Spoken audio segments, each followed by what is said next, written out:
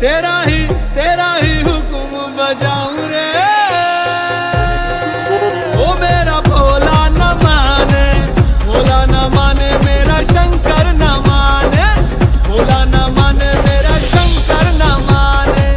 भोले को कैसे मनाऊं रे, मेरा भोला न माने। शादे के शिव का मनाई हो, शिवा मानत नाई। शादे के शिव का मनाई हो, शिवा मानत नाई। मानत नाही शिवा मानत नाही, मानत नाही भोला मानत नाही।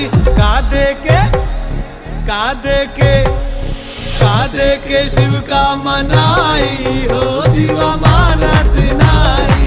कादे के शिव का